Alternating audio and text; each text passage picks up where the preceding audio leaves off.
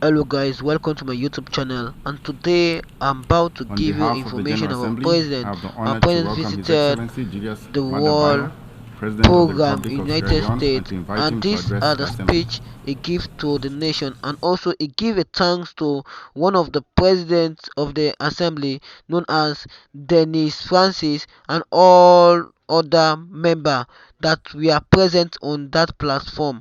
So let us listen and get some words the president give out. He was trying to explain about the election that was occurred June 21st, and he was trying to say that the citizens select their leader on the June 21st, wherein he was selected, and talking about economic stability in Sierra Leone, and this was the word he was trying to express and the benefits and things he have already done. Of Hungary, whose depth stewardship of the 77th session is a guiding beacon for all. To our esteemed Secretary General, Mr. Antonio Guterres, your dedication to weaving together the strands of global consensus for battling poverty, planetary crisis, and championing sustainable development goal is a testament to your leadership. Mr. President, the soul of Sierra Leone, echoing the spirit of Pan-Africanism, resonates with the clarion call of this year's theme: rebuild trust and reignite global solidarity. A testament to our enduring democratic spirit was showcased on June 24th, when in free, fair, and peaceful multi-tier elections, the Sierra Leonean people elected their leaders across various tiers of governance. My re-election as president for a second final term serves not merely as an endorsement of my leadership, but a solemn testament to my government's commitment to fashioning a Sierra Leone that thrives as a united, peaceful, and dynamic bastion of hope and opportunity. A nation where our aspirations for abundant jobs, food security, quality education, and equitable healthcare are not mere dreams, but manifest realities, where justice and opportunities are not mere prerogatives of a few, but the birthright of all. Mr. President, in the face of global upheavals, from the pandemic to geopolitical tensions exemplified by the war in Ukraine and the ensuing food crisis, my first term stood as a beacon of our commitment to democratic freedoms and human rights. We rooted out the unpleasant legacies of the past, repealing antiquated laws such as the seditious libel statute that lingered for half a century. We consigned the death penalty to the annals of history and charted bold advances against the scourge of corruption. Our devotion to education was unambiguous. Over 800,000 new learners were introduced under our aegis, and we significantly augmented domestic educational funding, ensuring it constituted an average of 22% of our national budget.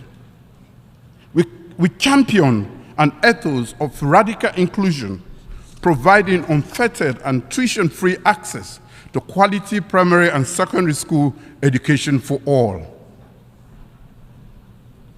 In our unwavering commitment to dismantle the barriers of gender inequality, my administration declared a state of emergency on the heinous crime of rape and sexual and gender-based violence. Sierra Leone urged the global community for solidarity on access to justice and remedies for survivors of sexual violence and the recognition of November 18 by this General Assembly as World Day for the prevention of healing from sexual exploitation, abuse, and violence. Our Gender Equality and Women's Empowerment Act of 2022 shows our commitment to equality. With this act, I've proudly inscribed our nation's pledge to reserve a minimum of 30% of seats in elected and appointed offices for women, ensuring equal employment opportunities, lengthening maternity leaves, and compelling our financial institutions to chart pathways that amplify women's access to financial resources that they so rightfully deserve. As I step into my second term, Mr. President, my government has carved out 5 pillars that guide our national development trajectory to spur sustainable development and social progress. Food security. 1, food security, intertwined with investment in agriculture, is poised to not just to feed our nation, but to fuel job creation, propel economic growth, and alleviate the weight of poverty. 2, human capital development, meticulously crafted for the modern era with a special lens for gender equality. 3, youth employment scheme.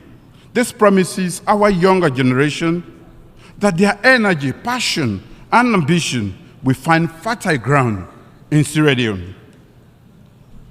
4, cutting-edge technology and infrastructure program. This is conceptualized to pave sustainable pathways of economic ascent. And a thorough revamp of public service architecture, refining its essence for utmost efficiency, professionalism, and service delivery. SDGs towards peace, prosperity, progress, and sustainability for all.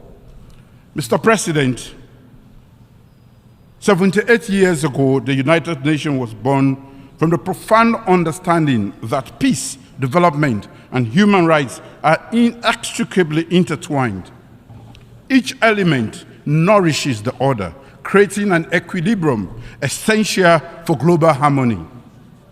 As we stand at this juncture, let us remember that the noble ambitions enshrined in the Charter of the United Nations to foster international cooperation, to confront and surmount challenges, be they economic, social, cultural, or humanitarian in nature.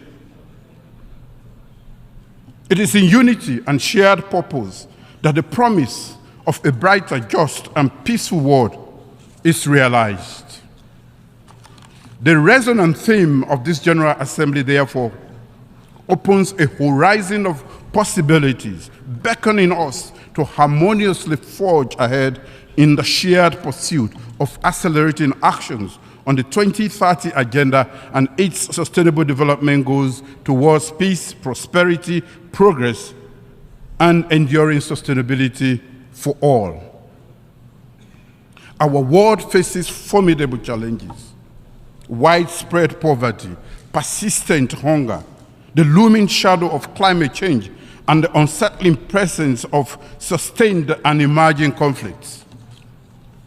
To honor our 2030 Agenda for Sustainable Development commitments, member states of the United Nations must rekindle the fires of trust and galvanize a renaissance of global solidarity. Trust requires a harmonious amalgamation of our collective wisdom and resources. Solidarity mandates our unwavering cohesion, even when navigating different and opposing philosophical terrains. In pursuing the 2030 Agenda, we must resolve to leave no one behind. We must fervently champion inclusivity, recognizing the intrinsic value of every individual, irrespective of their circumstances. Progress has been made, but we acknowledge that the road ahead is challenging. However, this challenge also presents an opportunity for innovation and collaboration and reimagining our global priorities. ECOWAS regional peace and security. Mr. President, we view with deep concern the rising tides of insecurity and the subtle erosion of democratic governance and ideas in the West African sub-region and the Sahel. Sierra Leone raises its voice alongside our ECOWAS allies, expressing unequivocal dissent towards an extra-constitutional changes of government.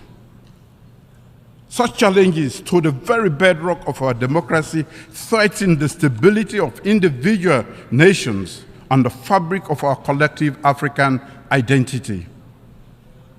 While we stand united, it is not simply a call to maintain things as they are. Real stability and lasting peace don't come from resisting threats or building defenses. Instead, they arise from genuine, open conversations. True dialogue requires that everyone at the negotiating table must be ready to seek and find common ground. While we emphasize the importance of dialogue, we cannot ignore the crucial reality. The ongoing threats to our continent's constitutional stability are signs of deeper problems. Every action that undermines the rule of law is connected to underlying issues. These range from past and present injustices to the burden of poverty, widespread unemployment, and the dangers of discrimination. Our duty is clear. We must lift our people from poverty. We should focus on creating jobs and supporting industries that benefit our countries and our continent. Mr. President, national electoral reforms. Elections as vehicles of democratic transformation fortify governance and allow peaceful transitions. After our nation's multi-tier elections on June 24th, we stand resolved to strengthen our democratic foundation, recognizing the significance of deepening our democracy. I have instituted a National Electoral Systems Review Committee to address historical challenges to our electoral processes. Since our first multi-tier elections were conducted after the Civil War in 2002, the electioneering process has been plagued with persistent challenges, including contestations of declared presidential election results by the constitutionally mandated Electoral Commissioner. To address these historical challenges and consolidate our democratic gains, a comprehensive review of the electoral system is necessary to reform Sierra Leone's electoral landscape. The National Electoral Systems Review Committee will comprise the government, civil society, political parties, professional organizations, and development partners. It holds the mantle of evaluating existing frameworks, institutional arrangements, and observer mission reports. Its mandate extends to proposing vital reforms fortifying Sierra Leone's electoral integrity. These actions encapsulate our commitment to forging a fertile environment for dialogue, affirming democratic governance, and fostering enduring peace. Mr. President, it is regrettable to note the decision of certain member states to introduce unilateral cohesive measures, including visa restrictions on Sierra Leonean citizens following the recent multi-tier national elections. we observe that such unilateral measures, which are in contravention of international law, have sometimes been the response to electoral outcomes in other African nations to exert political pressure. As members of the international rules-based community, African states strive for sovereignty and meaningful cooperation based on mutual respect and understanding.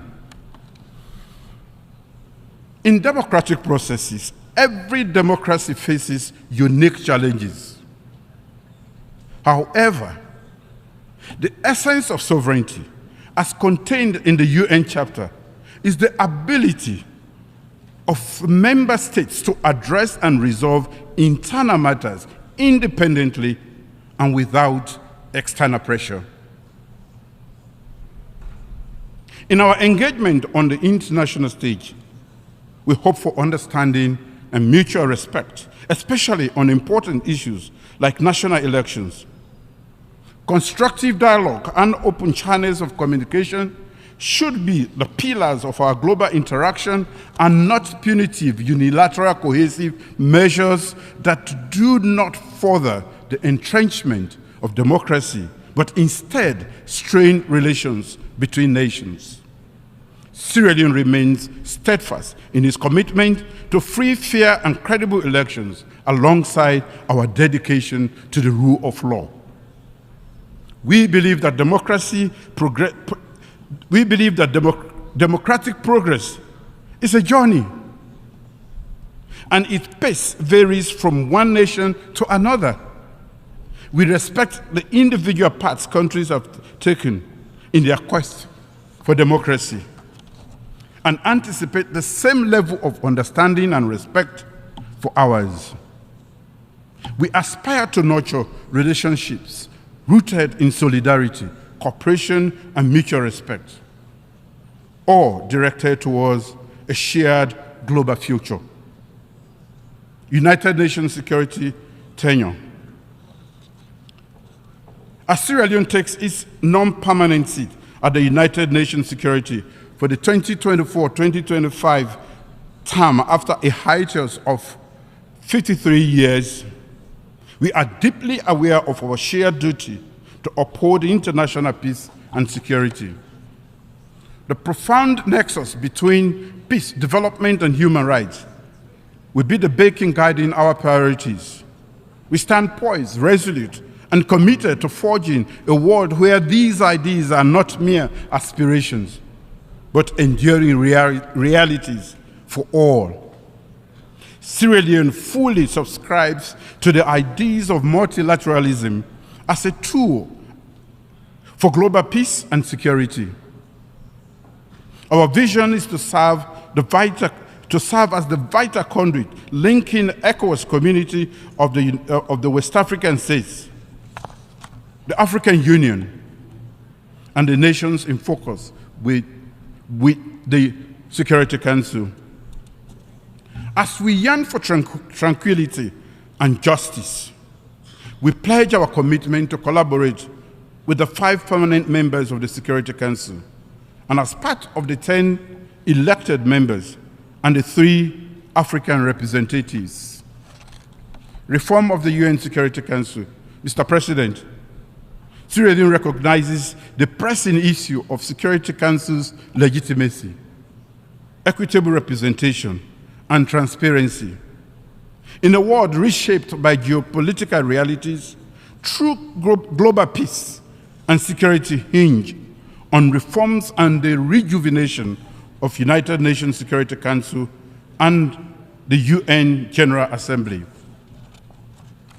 Joined by fellow United Nations member states, Sierra Leone committed at the 2005 World Summit to support reforms of the Security Council as essential elements of our overall effort to reform the United Nations, to make it more broadly representative, efficient, transparent, and thus to enhance further its effectiveness and the legitimacy and implementation of its decisions.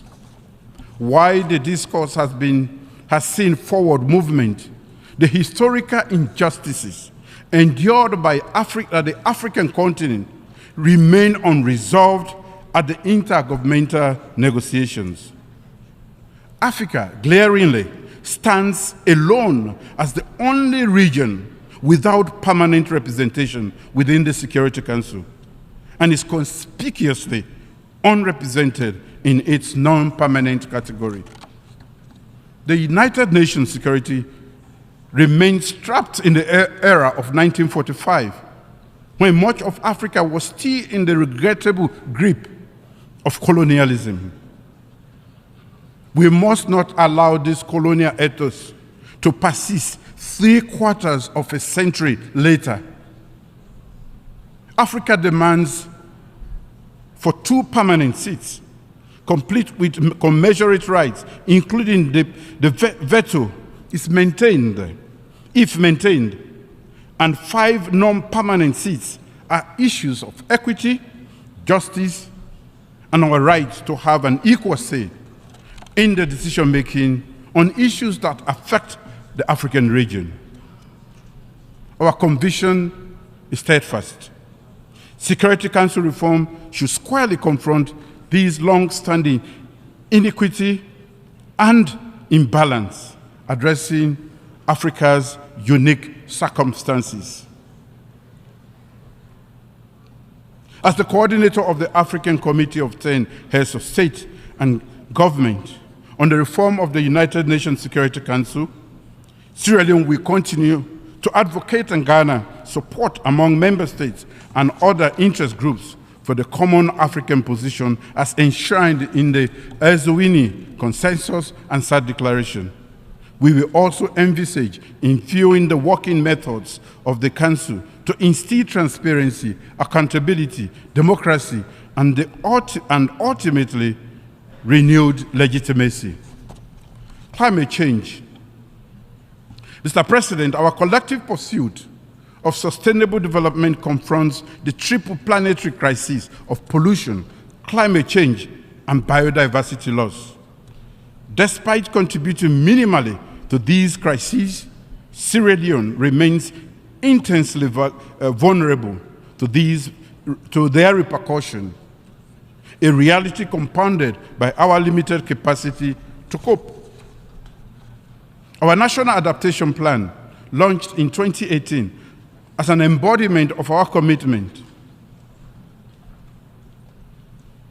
designed to have our vulnerability by 2030, it underscores risk awareness, regulatory enhancement, institutional empowerment, and gender-responsive adaptation strategies. Sierra Leone seeks equitable and timely access to climate financing. We request unfettered access to leverage new climate change adaptation and mitigation technologies and shared knowledge. Our salvation from the escalating climate change crisis lies in collective wisdom and concerted efforts. Global solidarity. In today's complex world, the urgent need to rebuild trust and strengthen global unity stands out. We must adopt a cooperative approach, set aside individualistic actions, and promote shared progress based on common values. As we deal with disputes of sovereignty and self-determination across the world, we must also resolve to do so with dialogue, exhausting all avenues for peaceful resolution. Conclusion.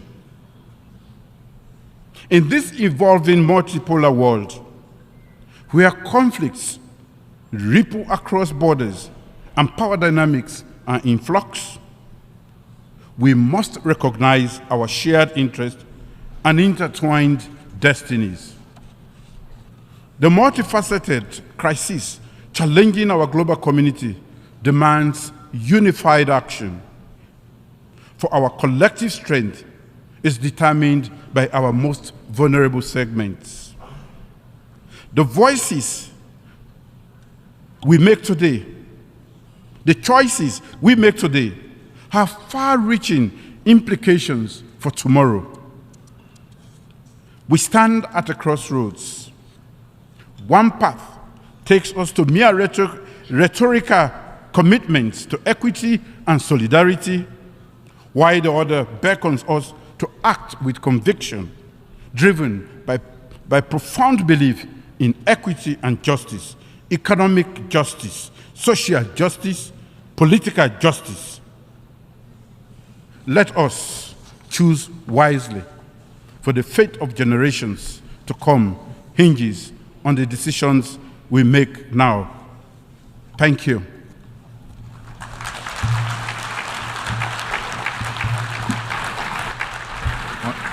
On behalf of the Assembly, I wish to thank the President of the Republic of Sierra Leone for the statement just made, and I request protocol to escort His Excellency.